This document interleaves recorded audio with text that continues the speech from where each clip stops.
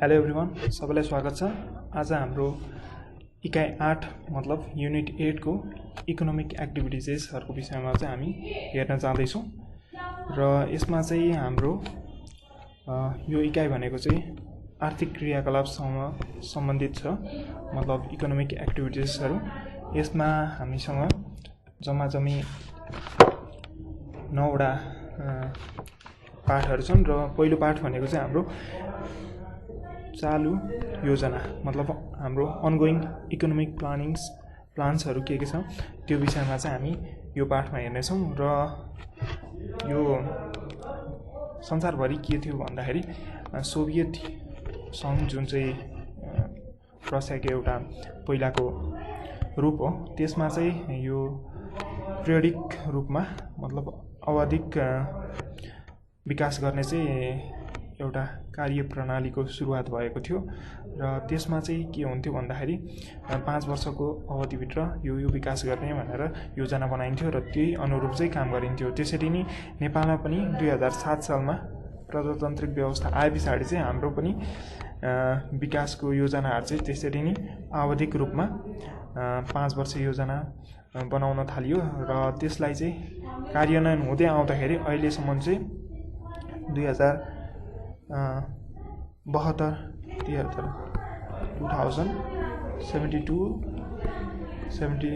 सम्ममा चाहिँ 13औं त्यस्तो योजनाहरू कार्यान्वयन भइसके र अब चाहिँ हाम्रो यहाँ पछाडि चाहिँ अर्को 14औं योजना अहिले रनिङ छ हैन। र त्यसमा चाहिँ हाम्रो योजनाको विशेषताहरू चाहिँ के हुन् भन्दाखेरि यो आवधिक हुन्छ हैन, यो डेफिनेट पिरियडको लागि गरिएको हुन्छ, यो 3 वर्ष वा 5 वर्ष भनेर तोकिएको हुन्छ हैन। अनि योजनाको विस्तृत उद्देश्य हुन्छ, विशेष योजनाहरू हुन्छ हैन, यसको उद्देश्यहरू हुन्छ र यो कल्याणकारी उद्देश्यमा निहित हुन्छ हैन। त्यसैगरी हाम्रो आर्थिक क्रियाकलापहरूमा पनि योजनाहरूको यो मुताबिक चाहिँ काम हुन्छ हैन। अनि जुन क्षेत्रमा जति खर्च गर्ने भनेको छ त्यही अनुसार चाहिँ खर्च हुँदाखेरि चाहिँ राम्रोसँग विकास हुने र त्यसमा पनि कुन क्षेत्रमा कसरी कति खर्च गर्ने भन्ने कुरा चाहिँ स्पष्ट रूपमा हुन्छ। त्यही भएर चाहिँ यो योजनाका विशेषताहरू भए हैन। त्यसैगरी राज्यको स्रोत साधनको पनि वितरणको यसमा सही उद्देश्य सहितको योजना हुन्छ र त्यसैगरी अहिले हामीसँग चलिरहेको 14औं योजना 14th प्लानमा चाहिँ के छ भन्दाखेरि यो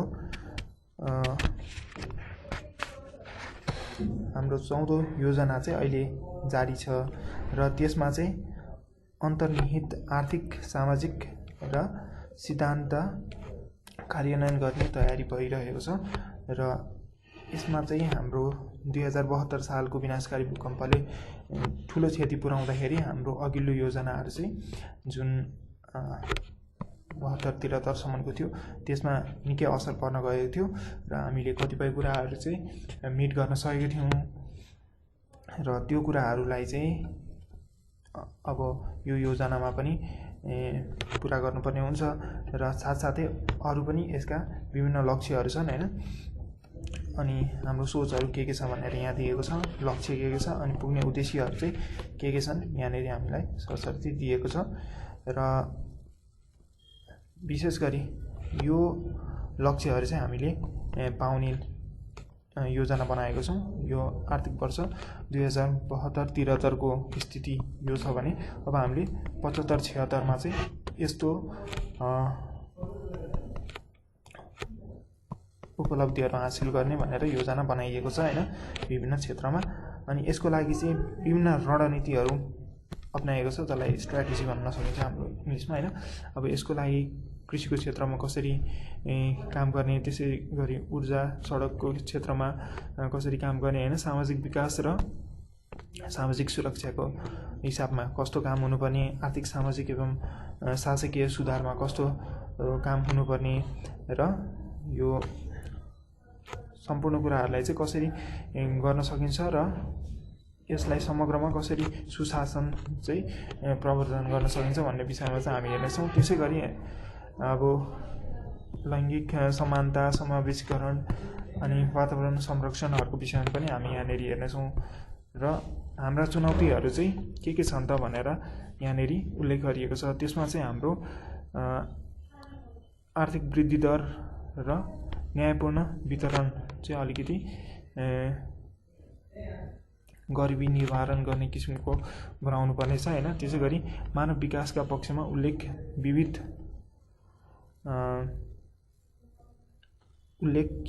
वृद्धि गर्ने र समग्र अर्थतन्त्रलाई समृद्ध एवं दिगो आर्थिक सामाजिक विकासको पथमा लैजानुपर्ने यो हाम्रो चुनौती हो हैन।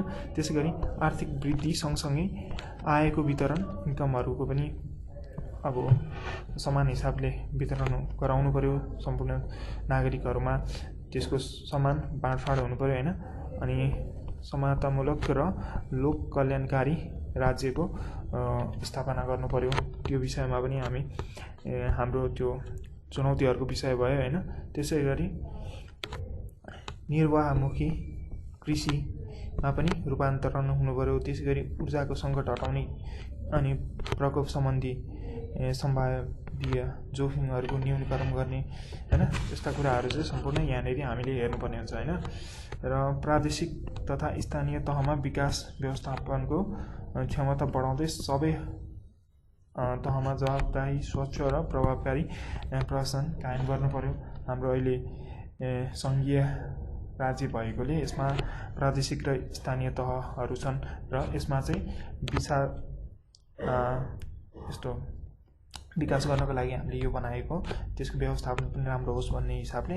र त्यसमा चाहिँ विकासका प्रावधानहरू चाहिँ कस्तो छन्, कसरी त्यो सम्पूर्ण कुराहरूले तजुर्बमा ल्याएको छ, त्यो विषयमा चाहिँ विशेष हामीलाई ज्ञान नभएको र यसमा प्र्याक्टिस पनि नभएको। किनभने सुरुवाती समयमा छौँ अहिले हामी सङ्घीयताको अभ्यास गर्ने क्रममा हैन।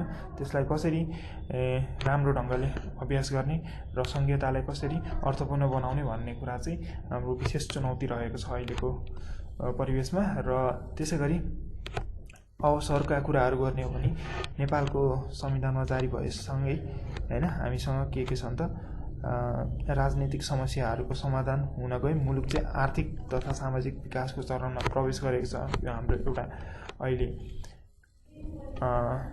अवसरकै रूपमा मान्न सक्यो हैन। यी कुराहरूले चाहिँ हामीलाई फेभरेबल बनाएको छ हाम्रो विकासका कुराहरूमा हैन। अनि जलस्रोतले, यहाँनिर वन खनिज, त्यस्तै प्राकृतिक संसाधनले चाहिँ हामी एकदमै प्रशस्त सम्भावना पुगेको देश हो। त्यही भएर यो पनि हाम्रो एक किसिमको अपर्च्युनिटी भयो हैन। अनि कुल जनसङ्ख्यामा आर्थिक रूपले सक्रिय हुने जनसङ्ख्याको अनुपात बढ्दै गएको छ हैन। त्यसै गरी जनसङ्ख्यिक लाभांश अनि जुन लामो समयदेखि उपलब्ध हुने र हुन नसकेको विश्व अनुभवले प्रमाणित गरिसकेको छ र आगामी 3-4 दशकमा उपलब्ध हुँदै जानेछ भन्ने पनि तथ्याङ्क आएको छ। र त्यसै गरी सरकारी तथा निजी क्षेत्र दुवैमा प्रवर्धन गर्ने सरकारी नीतिबाट प्राप्त अवसरको उपयोग गर्दै मुलुकलाई आर्थिक रूपले समृद्ध बनाउन सरकारसँग परिपूरक भूमिका निर्वाह गर्न तत्पर भनेर पनि भनेको छ।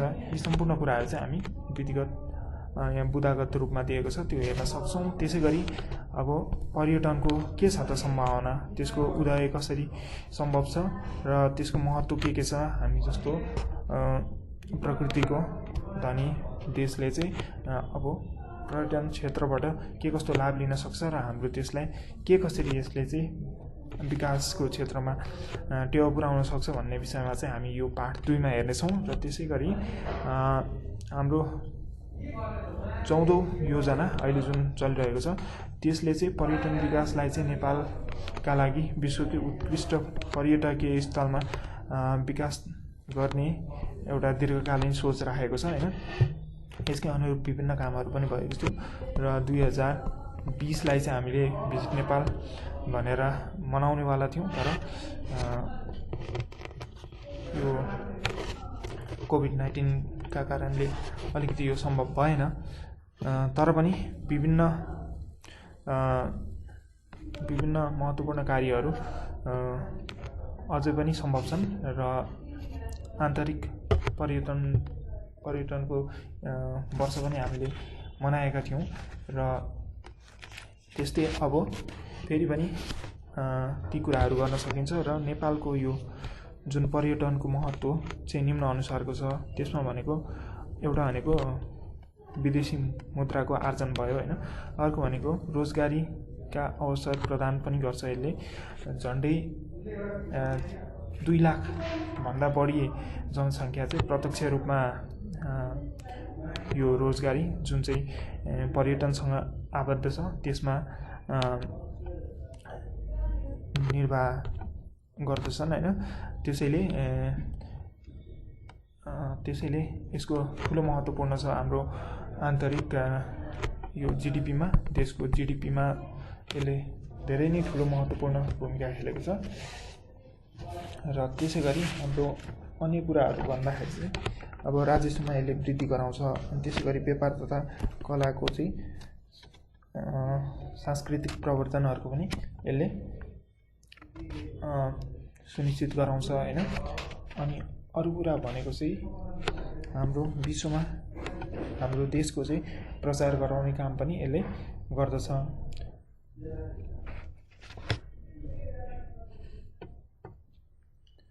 अनि हाम्रो आर्थिक वर्ष हाम्रो 2018 मा चाहिँ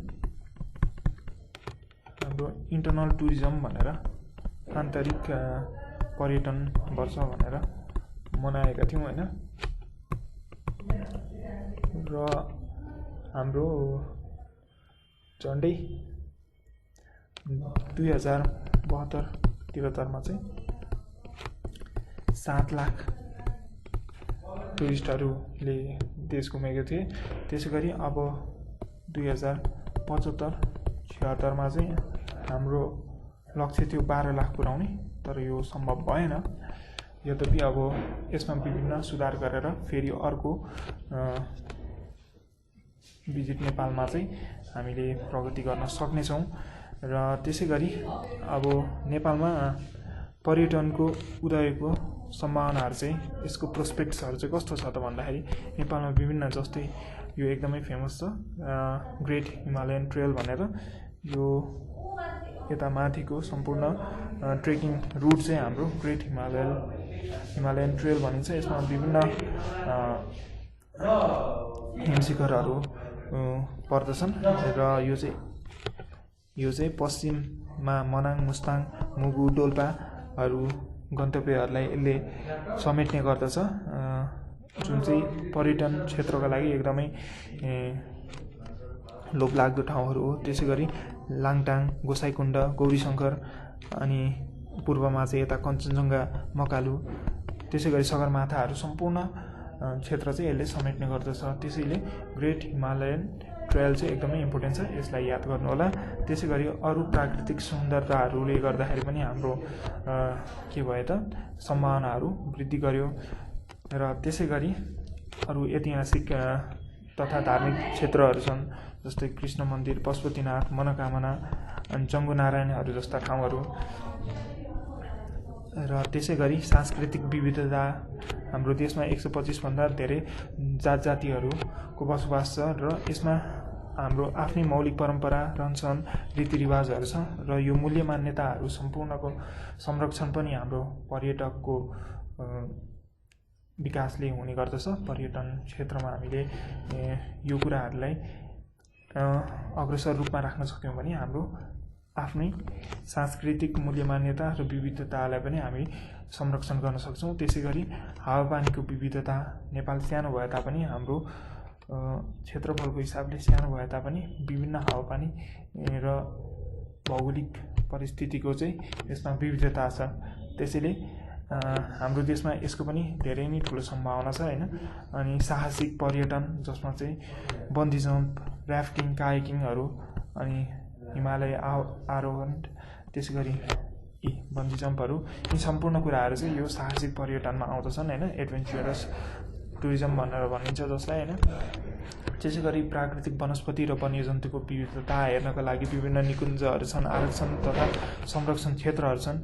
र यसमा चाहिँ पाइने विभिन्न लोक उन्मुख प्रजातिहरू, चराचुरुङ्गीहरू हाम्रो देशमा भएकाले यसले पनि एउटा सम्भावना थपेको छ। त्यसै गरी हामीसँग एनर्जीको सोर्सको रूपमा चाहिँ ऊर्जाको महत्त्वपूर्ण स्रोतको रूपमा चाहिँ जल स्रोत मान्न सकिन्छ, हाइड्रो पावर हैन। किनभने नेपाल भनेको ब्राजिल पछाडि दोस्रो धनी देश हो जसले चाहिँ यो हाइड्रो पावरहरू निकाल्न सक्छ है। हाइड्रो पावर निकाल्न सक्ने सम्भावनाको क्षेत्रमा चाहिँ हो, जल स्रोतमा मात्रै हैन। यसमा चाहिँ हामीसँग विभिन्न फास्ट फ्लोइङ रिभर्सहरू छन् नि त, धेरै तीव्र गतिमा बहने खोलाहरू जुन चाहिँ हिमालयदेखि यिनीहरूको स्रोत हिमालय भएकोले यिनीहरू एकदमै के छन् भन्दाखेरि वर्षैभरि यिनीहरूको बहाव चाहिँ उति नै रहने र अझ बर्खामा चाहिँ यिनीहरूको बहावमा तेजी आउने भएकोले र अलिकति हाम्रो अलिकति माथिल्लो उचाइको क्षेत्रबाट चाहिँ यो खोलाहरूको प्रभाव हुनेले चाहिँ एकदमै तीव्र प्रभावमा यसले धेरै हाइड्रो इलेक्ट्रिसिटी निकाल्न सक्ने भएकोले चाहिँ हाम्रो देशका खोलाहरूमा चाहिँ यो विद्युतीय सम्भावना चाहिँ एकदमै धेरै रहेको छ हैन। त्यसैले गर्दाखेरि हाम्रो देशमा झन्डै 83,000 मेगावाटको चाहिँ सम्भावना छ र त्यसमा हामीले कति झन्डै 10% भनौँ यति मात्रै निकाल्न सकेको छौँ, 850 समथिङ मेगावाट। तर हाम्रो यो 14th इकोनोमिक प्लानको चाहिँ के छ उद्देश्य भन्दाखेरि हामीले झन्डै 2300 मेगावाट चाहिँ उत्पादन गर्ने हाम्रो लक्ष्य छ र नेपालमा सबैभन्दा सुरुमा भनेको फार्फिङ हाइड्रो पावर थियो जुन चाहिँ 1968 PS-मा बनेको थियो र त्यसमा त हाम्रो किलोवाटमा थियो झन्डै 500 किलोवाट त्यसको क्षमता थियो। र अहिले चाहिँ हामीले हाम्रो जुन राष्ट्रिय ग्रिड छ त्यसमा चाहिँ यहाँनिर पनि लेखेको छ, अनि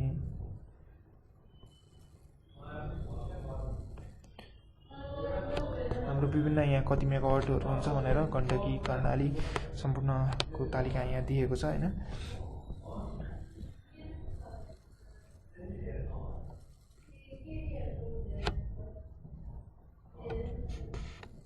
यहाँ 14 लक्ष्य दिएको छ हैन।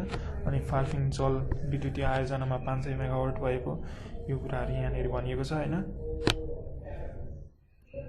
अनि हाम्रो कुल जनसङ्ख्याको 56% मात्र यो उपभोग गर्न पाएका छन्। यी कुराहरूको विषयमा पनि हामीले सोच्नुपर्ने छ, कसरी देशमा सम्पूर्ण ठाउँमा विद्युतीय के भन्छ सुविधाहरू चाहिँ उत्पादनहरू र सुविधाहरू चाहिँ पुर्याउन सकिन्छ, त्यो विषयमा चाहिँ विशेष ध्यान दिनुपर्ने छ राज्य स्तरबाट। किनभने विद्युत भनेको त विकासको पूर्वाधार हो, एउटा महत्त्वपूर्ण पूर्वाधार हो। अब नेपालमा वैदेशिक रोजगारीको चाहिँ के कस्तो अवस्था छ भन्ने कुरा चाहिँ हामी फरेन इम्प्लोइमेन्ट इन नेपाल भनेर पाठ 4 मा हेर्नेछौँ। पाठ 4 मा हाम्रो के छ इतिहास भन्दाखेरि चाहिँ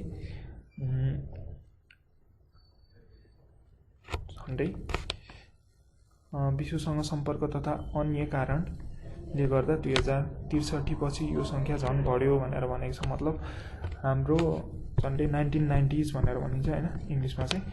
यो पछाडि चाहिँ नेपालबाट यो वैदेशिक रोजगारीको लागि जाने चाहिँ एकदमै ठुलो सङ्ख्यामा नेपालीहरू गइरहेका छन्।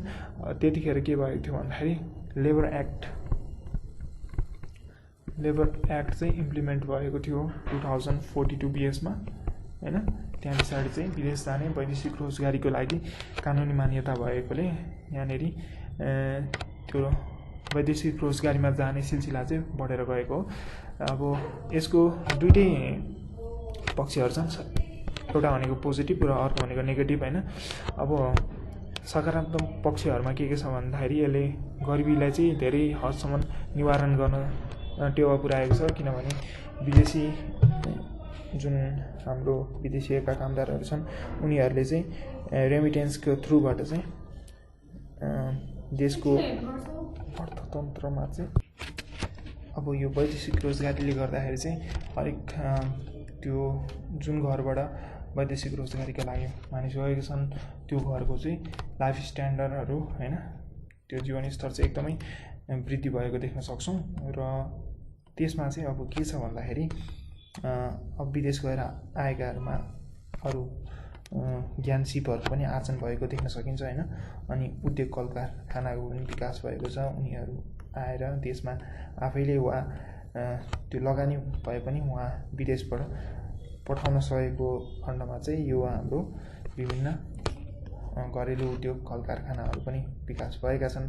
अनि सांस्कृतिक तथा परम्परागत एउटा आदान प्रदानको विषय पनि सुचारू भएको छ। विदेशीहरूसँग एनआरएनहरू जुन विदेशमा गएर हाम्रो पहिचान गराउन पनि सक्षम भएका छन्। त्यस्तै अन्तर्राष्ट्रिय सम्बन्धको पनि विस्तार हुने भयो यसले। यो चाहिँ केही भए यसका सकारात्मक पक्षहरू, यसको नकारात्मक पक्षहरू पनि उत्तिकै छन्। किनभने जुन युवा वर्ग र जुन सक्षम वर्गहरू छन् जुन चाहिँ नेपालमा बसेर नेपालको विकासमा टेवा पुर्याउनु पर्ने त्यो उमेरमा चाहिँ उनीहरू विदेशिएका छन् र उनीहरूले विदेशिएर विदेशको सेवा गरिरहेका छन्। विदेशमा आफ्नो पसिना खसालिरहेका छन् जुनको मूल्य चाहिँ त्यति अब त्यसलाई जति त्यसले मूल्य पाउनुपर्ने हो त्यो मूल्य पाएको छैन हैन। त्यसले गर्दाखेरि एक त नेपालले आफ्नो मेन पावर गुमाउँदैछ हैन। र अर्को भनेको चाहिँ विदेशमा चाहिँ उनीहरूले उचित त्यसको मूल्य पाएको छैनन्, उचित त्यसको कदर भएको छैन। र यसले गर्दाखेरि चाहिँ देश एक त आफै विकास हुन सकेन, अर्को भनेको प्यारासाइट जस्तो हुँदै गएको छ, अरूबाट चाहिँ अरूमा आश्रित भइरहेको छ। यी कुराहरू भए त्यस्तै गरी अरू सामाजिक विकृतिहरू जस्तै त्यो पारिवारिक समस्याहरू पनि विभिन्न देख्न सकिन्छ यो वैदेशिक रोजगारीका कारण हैन। अनि त्यसै गरी विभिन्न रोगहरूबाट पनि ग्रस्त भएर विदेशिएका कामदारहरू आउने गर्दछन् हैन। उनीहरूको ज्यानको जोखिम हुन्छ एक त आफ्नै, अनि अर्को भनेको उनीहरू आए पछाडि फेरि के गर्ने त्यसको पनि अनिवार्यता हुन्छ हैन। अनि यी कुराहरूमा चाहिँ देशले चाहिँ अलिकति ध्यान पुर्याउने समय आइसकेको छ।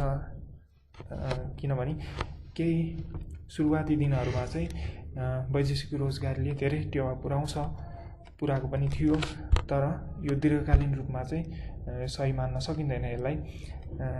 यसको चाहिँ निवारणको लागि चाहिँ अब देशले अलिकति दीर्घकालीन रूपमै केही योजनाहरू बनाउनु पर्ने हुन्छ र त्यसको लागि केही कदमहरू उठेका पनि छन्, तर त्यति पुग्दो चाहिँ छैन।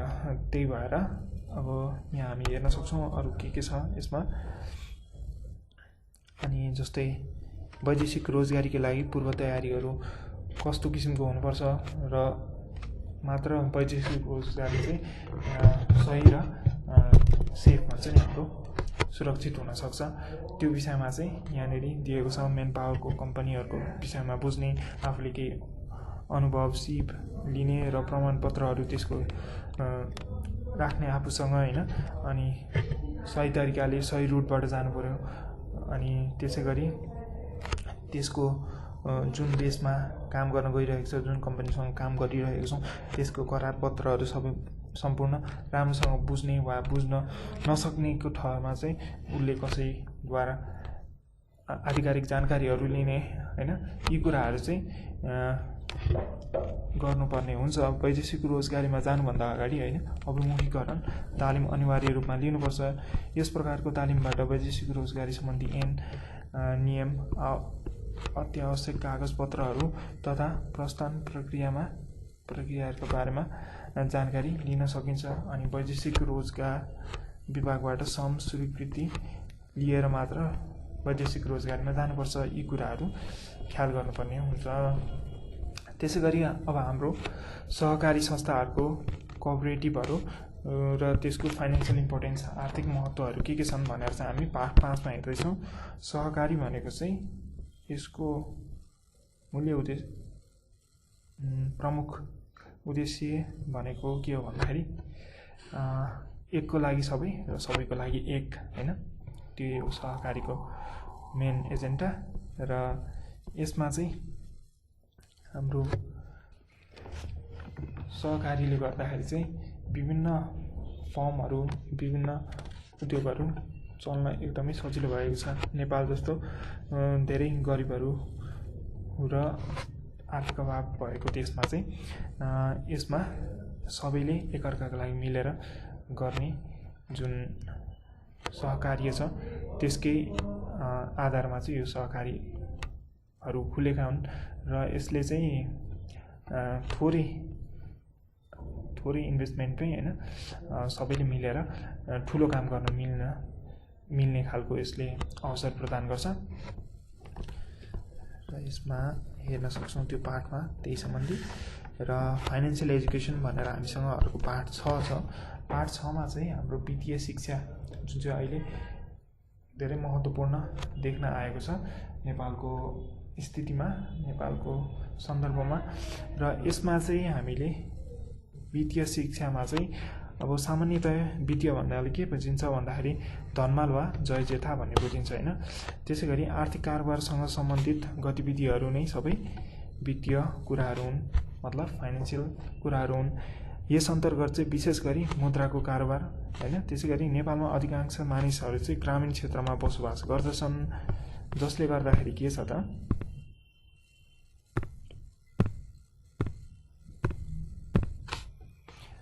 उनीहरूको आर्थिक कारोबार गर्ने संस्थासम्म यथाश्रेष्ठ पहुँच पुग्न सक्दैन।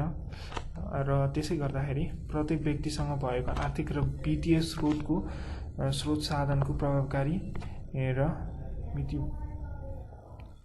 मितव्यय उपयोग चाहिँ हुन सकेको छैन। राम्रोसँग वित्तीय ज्ञान नहुँदाखेरि चाहिँ यो वित्तीय क्षेत्रमा चाहिँ धेरै पछाडिएको छौँ। हाम्रो विभिन्न दुर्गम क्षेत्रमा त यसको विषयमा जानकारी दिने कुनै संस्था छैनन्, कुनै त्यस्तो माध्यम छैन हैन, जसले गर्दाखेरि चाहिँ उनीहरूसँग सिप मेहनत र समय भए तापनि उनीहरूले चाहिँ आफ्नो त्यो सम्पूर्ण कुराहरूलाई चाहिँ सही ठाउँमा प्रयोग गर्न सकेको छैनन्। र यो वित्तीय क्षेत्रमा चाहिँ त्यो पुर्याउन अलिकति असक्षम भएको देखिन्छ। तैपनि विभिन्न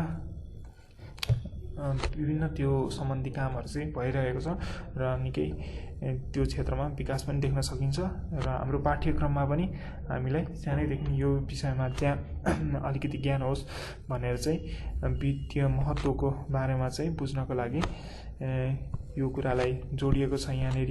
अनि वित्तीय शिक्षाले पैसाको महत्त्व बुझ्न, त्यसको सही सदुपयोग गर्न, आर्थिक तथा सामाजिक सुरक्षा प्रदान गर्न तथा घरायसी आय व्ययलाई चाहिँ घरायसी एक्सपेन्सेसहरूलाई, इन्कमहरूलाई चाहिँ व्यवस्थित गरेर परिचालन गर्नमा सहयोग गर्दछ। त्यसै गरी परिवारको आम्दानीको केही अंश बचत गर्ने अनि विदेशबाट प्राप्त भएको रकमलाई राम्रोसँग उपयोग गर्ने अनि उत्पादनमूलक उपभोग गर्ने कुराहरूमा पनि हामीलाई यसले जानकारी दिने गर्दछ।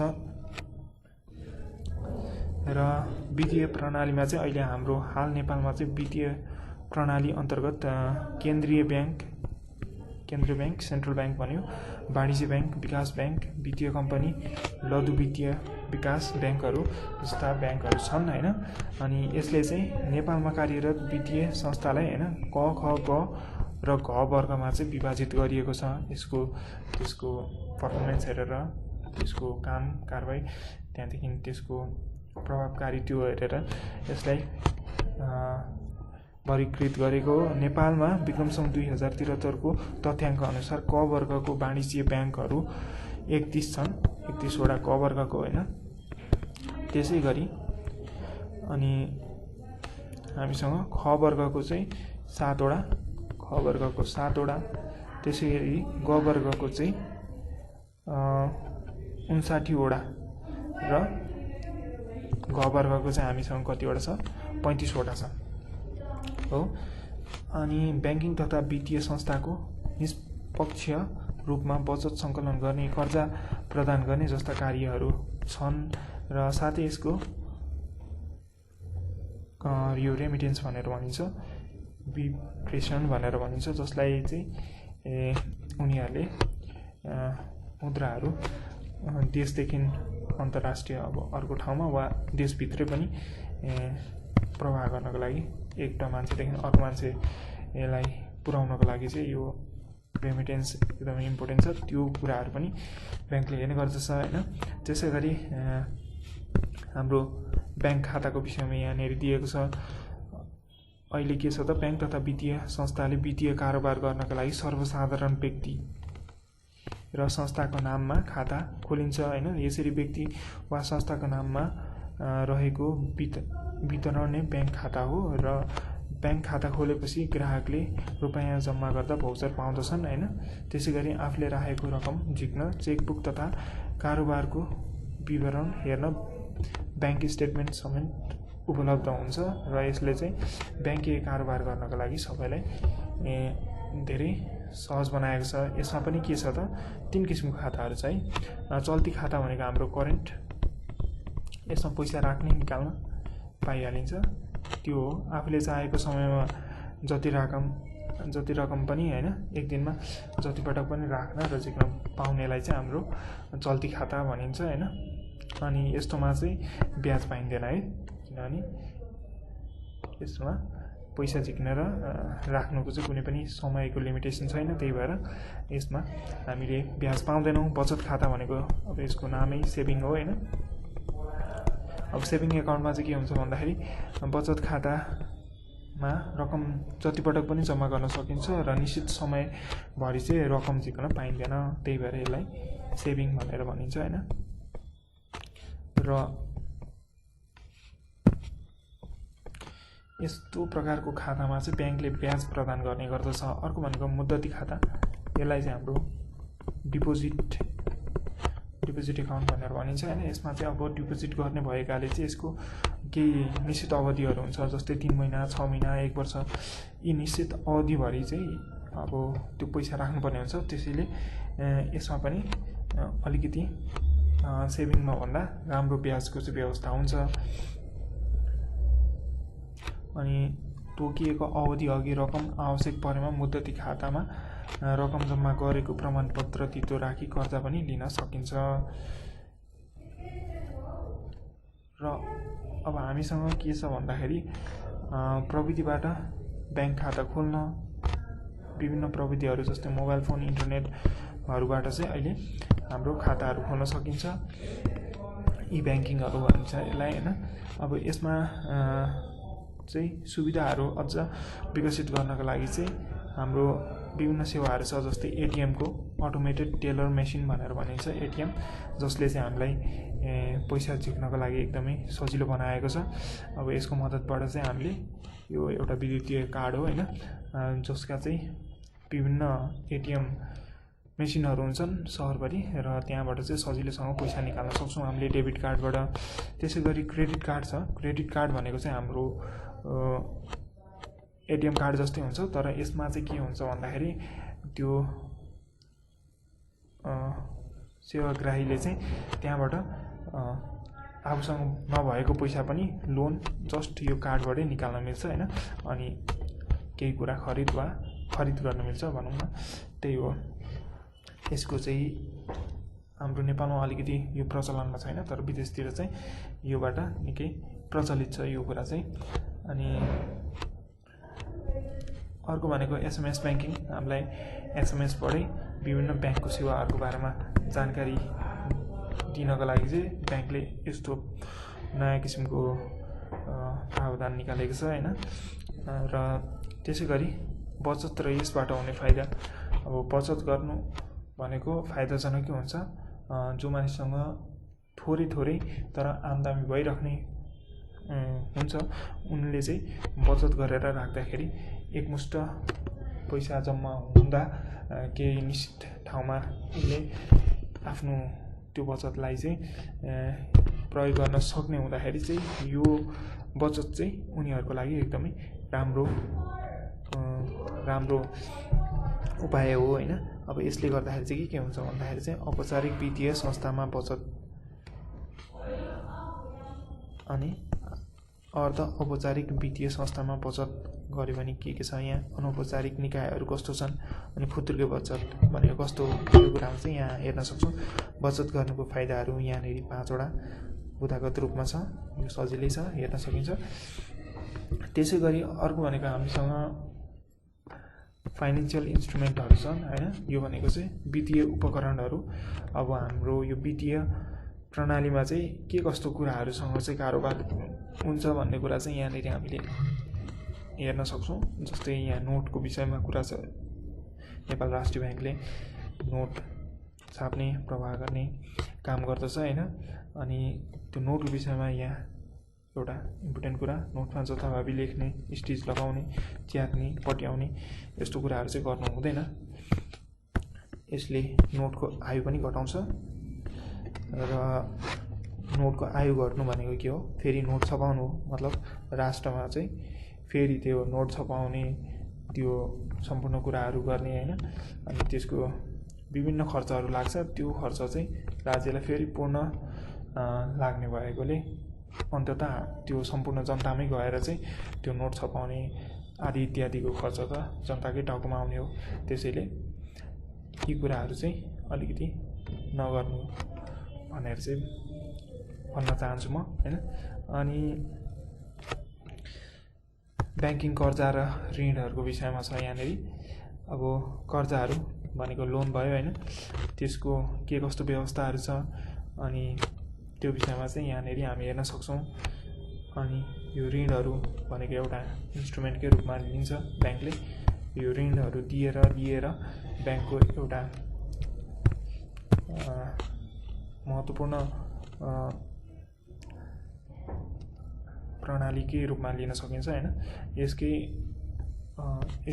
रूपमा चाहिँ ब्याङ्क आफूमा जीवित भएको हुन्छ हैन। अरूबाट पैसा लिने अनि कसैलाई ऋण दिने, अनि त्यो ऋणबाट फेरि व्यापार व्यवसाय हुन्छ, त्यहाँबाट फेरि मुनाफा आउँछ, अनि त्यो ऋण तिरिन्छ। त्यो तिरेको ऋणबाट आफ्नो फाइदा निकाल्ने र ब्याङ्क आफू सञ्चालन हुने कामहरू चाहिँ ब्याङ्कको भयो। त्यही भएर ऋण वा कर्जा एउटा ठुलो नि के हो त उपकरण हो, वित्तीय उपकरण हो। त्यसै गरी विप्रेषण भनेको छ, रेमिटेन्सहरू जुन चाहिँ एक ठाउँदेखि अर्को ठाउँ पैसा पठाउँदाखेरि शुल्क लाग्छ, त्योबाट पनि ब्याङ्कलाई आम्दानी हुन्छ।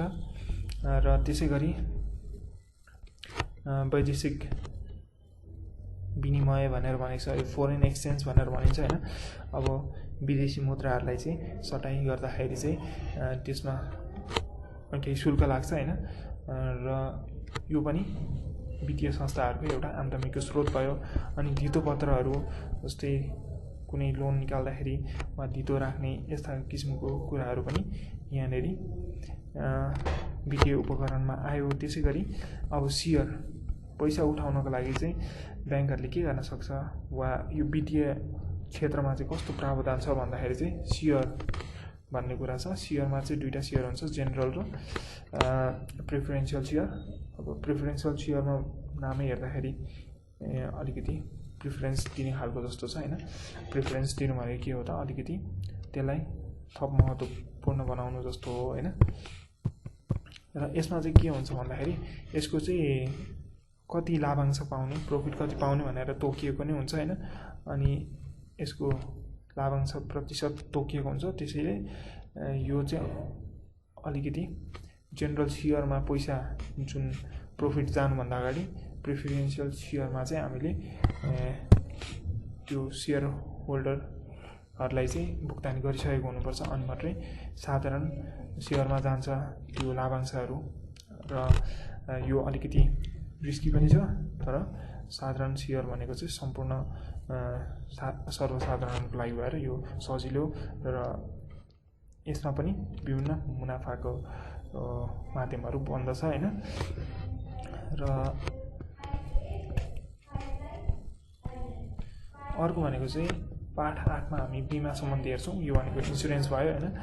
अनि यसमा चाहिँ के छ भन्दाखेरि बिमा भनेको चाहिँ हामीले कुनै पनि वस्तुमा चाहिँ हुन जाने हानिलाई हेरेर चाहिँ अब त्यसको बिमा गरिन्छ। जसले गर्दाखेरि चाहिँ त्यो बिमकलाई चाहिँ के होस् त कुनै पनि भविष्यमा त्यस्तो दुर्घटना वा केही भयो भने चाहिँ उसलाई आर्थिक सहयोग चाहिँ सुनिश्चित होस् भन्ने किसिमले चाहिँ यो बिमाको अवधारणा आएको हो। नेपालमा चाहिँ सरकारी तौरमा चाहिँ अब राष्ट्रिय बिमा ऐन 2025मा आएसँगै 2025 पुस 1 गते चाहिँ राष्ट्रिय बिमा संस्थाको स्थापना भएको थियो र अहिले चाहिँ हाल 25वटा जति बिमा कम्पनीहरू कार्यरत छन् हाम्रो नेपालमा र बिमा सम्बन्धी गतिविधिलाई चाहिँ रेखदेख गर्नको लागि यसको बिमा ऐन 2049 चाहिँ लागू भएको छ र त्यही अनुसार हाम्रो बिमाको चाहिँ दुईटा मुख्यतया यहाँनिर हेर्न सकिन्छ। बिमाका प्रकारहरू जीवन बिमा छ। जीवन बिमा भनेको हाम्रो लाइफ इन्सुरेन्स भनेर बुझिन्छ। यो विषयमा यो हेर्न सकिहालिन्छ। यसमा चाहिँ बिमा ऐन 2049ले चाहिँ हैन यसलाई कसरी परिभाषित गर्छ भन्दाखेरि जीवन बिमा व्यवसाय भन्नाले कुनै पनि खास रकम तिरेर निजले वा निजको हकदारले कुनै पनि खास रकम पाउने गरी गरिने करारनामा सम्बन्धी व्यवसायलाई चाहिँ बिमा भनेर बुझ्नुपर्छ भनेर भनेको छ हैन। यो इन्सुरेन्स एक्ट 2049 भनेर भनिन्छ। यसलाई हेर्न सकिन्छ। अब जीवन बिमामा हामीले के गर्नुपर्ने हुन्छ त प्रिमियम तिर्नुपर्ने हुन्छ र प्रिमियम तिरे अनुसार चाहिँ हाम्रो अब त्यसमा त्यसको निश्चित समय अवधि सिद्धियो पछाडि त्यो म्याच्योर हुन्छ। त्यो बिमा म्याच्योर भए पछाडि चाहिँ हामीले त्यो रकम निकाल्न पनि सक्छौँ वा आफूले जुन मानिसलाई चाहिँ आफ्नो मृत्यु पश्चात इच्छाइएको हुन्छ त्यो व्यक्तिलाई आफ्नो मृत्यु पश्चात चाहिँ त्यो रकम दिने पनि खालको पनि जीवन बिमा छ। र त्यसै गरी अब नन लाइफ इन्सुरेन्स भनेको चाहिँ निर्जीवन वस्तुहरूको चाहिँ इन्सुरेन्स गर्ने भन्ने बुझिन्छ। जस्तै गाडीहरूको, कल कारखाना, पसल यी कुराहरू कृषिको क्षेत्रमा पनि यसको छ। कृषिको क्षेत्रमा चाहिँ एउटा महत्त्वपूर्ण यहाँनिर राष्ट्रिय कृषि नीति भनेर यहाँनिर छ, नेसनल एग्रिकल्चरल एक्ट 2061। यसको अनुसार चाहिँ अब कृषकहरूलाई सहयोग होस् भनेर बिमाको प्रावधान गरेको छ, जसमा चाहिँ 75% मतलब 75% चाहिँ सरकारले र 25% चाहिँ कृषकले प्रिमियम तिर्नुपर्ने हुन्छ हैन। अनि बिमित बालीको क्षतिपूर्ति भए 90% क्षतिपूर्ति पाउने व्यवस्था गरिएको छ। यसमा यो कुराहरू हेर्न सक्छौँ हामी। त्यसै गरी बिमामा ध्यान दिनुपर्ने कुराहरू यहाँ के छ उद्देश्यहरू हेर्न सक्छौँ। यो सम्पूर्ण कुराहरू चाहिँ हामीले बिमा गराउँदाखेरि चाहिँ ध्यान दिनुपर्ने कुराहरू हो। अनि बिमा गराउनुको फाइदाहरू के छ त अनिवार्य बचत जस्तै भयो यो, अनि जोखिमको क्षतिपूर्ति हुने भयो, सुरक्षित भविष्य हुने भयो हैन, अनि लाभांश पनि प्राप्त हुने भयो। यी कुराहरू हेर्न सक्नुहुन्छ। त्यसै गरी हामीसँग राजस्व र कर असुली भन्ने छ। राजस्व भनेको हाम्रो रेभिन्यू र कर भनेको चाहिँ ट्याक्स भयो। यसको असुलीको मतलब यसलाई कलेक्सन गर्ने कस्तो प्रक्रिया छ भन्ने किसिममा चाहिँ हाम्रो पाठ 9ले चर्चा गरेको छ। अब यसमा भनेको राज्यले विभिन्न स्रोतबाट आम्दानी गर्दछ हैन। अब यसको एउटा स्रोत भनेको चाहिँ के हो त यो राजस्वको एउटा स्रोत भनेको चाहिँ हाम्रो कर भयो हैन। अब आम्दानी कर भनेर इन्कम ट्याक्सहरू लगाउने गरिन्छ। अनि प्रत्यक्ष कर भनेको चाहिँ कुनै व्यक्तिले प्रत्यक्ष रूपमा तिर्ने करलाई चाहिँ प्रत्यक्ष कर भनिन्छ। जस्तै आयकर हैन, अनि पारिश्रमिक कर, घर जग्गा किन्दा बेच्दा तिरिने कर, यिनीहरू चाहिँ प्रत्यक्ष रूपमा तिरिनुपर्ने करहरू हो। अब कुल राजस्वको 30% चाहिँ यो प्रत्यक्ष करबाट आउने गर्दछ। त्यसै गरी यहाँनिर अब करले के गर्छ त यो मुद्रास्फीतिलाई चाहिँ नियन्त्रण गर्ने सघाउँछ भनेर भनेको छ। यो दामहरू, सामानको दामहरू बढ्ने गर्ने इन्फ्लेसन भनेर भनिन्छ इङ्ग्लिसमा हैन, त्यसलाई नियन्त्रण गर्ने काम गर्छ। यसकै सहयोगले चाहिँ राज्यमा यो कुनै पनि सामानको मूल्य बढाउने घटाउने यो काम चाहिँ सरकारले यो प्रत्यक्ष करको रूपमा पनि गराउँछ हैन। अनि अप्रत्यक्ष करमा चाहिँ हाम्रो विभिन्न करहरू हुन्छ, तर जुन चाहिँ हामीले कर भनेर तिरेको हुँदैन, तर त्यो चाहिँ कर जस्तै जोडिएर आएको हुन्छ हैन। अनि यसमा विभिन्न कुराहरू छन्, जस्तै हामीले रिचार्ज कार्ड हाल्दाखेरि पनि त्यसमा कर जोडिएर आएको हुन्छ, तर हामीले रिचार्ज मात्रै हालेको जस्तो लाग्छ होइन, त्यसमा कर पनि हुन्छ। अरू पनि कर हुन्छ, लुकेर आएको करहरू, त्यसलाई चाहिँ अप्रत्यक्ष कर भन्न सक्यो। अनि अब गैर कर आमदामी भनेको चाहिँ यस्तो, जस्तै उपहार दिँदाखेरि, अनुदान दिँदाखेरि, त्यो अन्य शुल्कहरू जस्तै जरिवाना तिर्दाखेरि होइन, यी कुरामा चाहिँ कर लागेको हुँदैन। यो चाहिँ कर बाहेकको स्रोतहरू भयो होइन आमदामीको। अनि त्यसै गरी नेपालमा प्रचलित करहरू चाहिँ के छ त? भ्याट, भ्यालु एडेड ट्याक्स भनेर भनिन्छ होइन, मूल्य अभिवृद्धि कर। यो चाहिँ कुनै पनि सामानमा चाहिँ लाग्ने गर्दछ होइन, यसको निश्चित प्रतिशत तोकेको हुन्छ। अब यसको सुरुवाती भएको थियो फ्रान्समा, अहिले नेपालमा होइन विश्वभरि नै यो प्रचलित छ। अनि नेपालमा मूल्य अभिवृद्धि कर चाहिँ 2054 सालदेखि चाहिँ सुरु भएको थियो होइन। अनि व्यवसायीले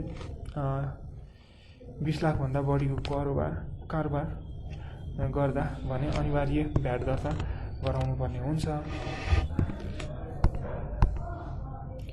र अब हामीसँग अर्को छ एक्सर्साइज ड्युटी भन्ने अन्तःशुल्क भनेर। देशभित्र उत्पादन भएको एवं आयातित वस्तुमा चाहिँ सेवा लिनेलाई कर लगाइन्छ, त्यसलाई चाहिँ अन्तःशुल्क भनेर भनिन्छ होइन। यो भनेको चाहिँ सुरुवातमा तोकिएको वस्तु तथा सेवाको देशभित्र हुने कारोबार र यो कारोबारमा लाग्ने कर चाहिँ भनेको अन्तःशुल्क भनेर भनिन्छ। यो चाहिँ यो किसिमको छ। चुरोट, हुँदो, कथा, चाउचाउ आदिमा चाहिँ परिमाणको आधारमा र प्लास्टिक, सवारी साधन अनि मुद्रण सामग्री, टिभी आदिहरूमा चाहिँ यसको प्रतिशतको आधारमा लगेको हुन्छ। त्यसै गरी अर्को भन्सार महसुल भनेर भन्ने छ। यो भनेको चाहिँ कस्टम्सहरू भयो। यो कुनै पनि विदेशबाट आयातित सामान मालवस्तुहरूमा चाहिँ के हुन्छ त? एउटा निर्यात कर लगाइन्छ वा आयात कर लगाइन्छ, इम्पोर्ट एक्सपोर्ट जुन भएको त्यो अनुसार। त्यसलाई चाहिँ हामीले भन्सार महसुल भनेर भनिन्छ होइन। अब एउटा भनेको हाम्रो एयरपोर्टमा पनि हुन्छ र अर्को भनेको यहाँ काँकरभिट्टा यी विभिन्न नाकाहरूमा विराटनगर, वीरगञ्ज, भैरवा, नेपालगञ्ज भन्ने मुख्य ठाउँहरू चाहिँ हाम्रो भन्सार नाकाहरू हुन्। यिनीहरूमा चाहिँ भन्सारले कर उठाउनको लागि त्यहाँनिर विभिन्न कार्यालयहरू छन् होइन। त्यसै गरी अर्को भनेको चाहिँ आयकर, इन्कम ट्याक्सहरू भयो।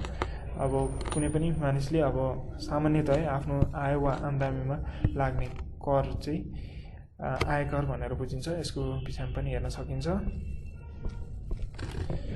र त्यसै गरी अब हामीसँग पार्ट 10 मा छ उपभोक्ता अधिकार, मतलब कन्ज्युमर्स राइट होइन। यसमा चाहिँ कन्ज्युमरहरूले कस्तो कस्तो किसिमको अधिकारहरू पाउँदछन्,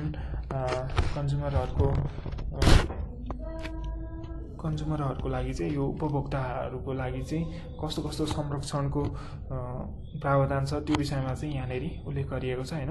अनि उपभोग सम्बन्धी चाहिँ अन्तर्राष्ट्रिय संस्था एउटा छ, यसलाई कन्ज्युमर इन्टरनेसनल भनिन्छ होइन।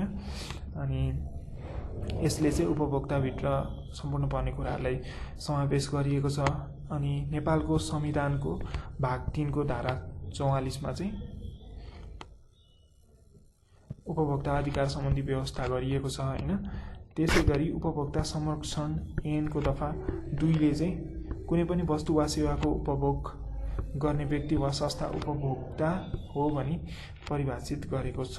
त्यसै गरी हाम्रो यहाँनिर मार्च 15 लाई चाहिँ हामी अन्तर्राष्ट्रिय उपभोक्ता दिवसको रूपमा मनाउँछौँ, किनभने 1963 मार्च 15 मा चाहिँ संयुक्त राज्य अमेरिकामा चाहिँ प्रथम पटक यो कानुन चाहिँ उपभोक्ता हक हित सम्बन्धी कानुन चाहिँ लागू भएको थियो। त्यसैका रूपमा हामी 15 मार्चमा चाहिँ कन्ज्युमर्स डे भनेर मनाउँछौँ है। त्यही भएर अब नेपालमा चाहिँ यसको के छ भन्दाखेरि उपभोक्ता हक हित संरक्षणको ऐन चाहिँ 2055 साल वैशाख 1 गतेदेखि लागू भएको हो होइन, जारी भएको छ। र यसमा चाहिँ विभिन्न यहाँ प्रावधानहरू छन्। अब जस्तै जीव, ज्यान, स्वास्थ्य तथा सम्पत्तिमा हानि नोक्सानी पुर्याउने किसिमको वा तथा सेवाको बिक्री वितरणमा सुरक्षित हुने अधिकारहरू यहाँ अरू पनि हेर्न सक्नुहुन्छ होइन।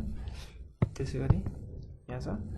अनि अब यो एनमा चाहिँ कुनै पनि उत्पादकले चाहिँ उत्पादनमा निम्नलिखित कुराहरू समावेश गरेको हुनुपर्छ, जस्तै उत्पादकको नाम, ठेगाना, दर्ता नम्बर, त्यसको रेजिस्ट्रेसन नम्बरहरू होइन, अनि पेय पदार्थ हो कस्तो हो यो, अनि प्रज्वलनशील छ कि छैन, यो कुनै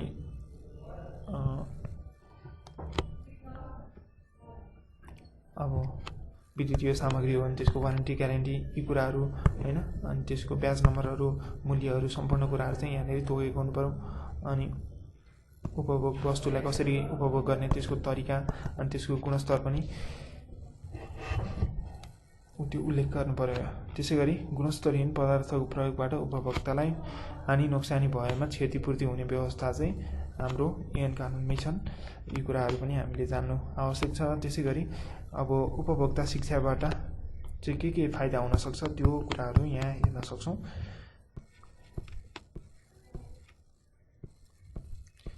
र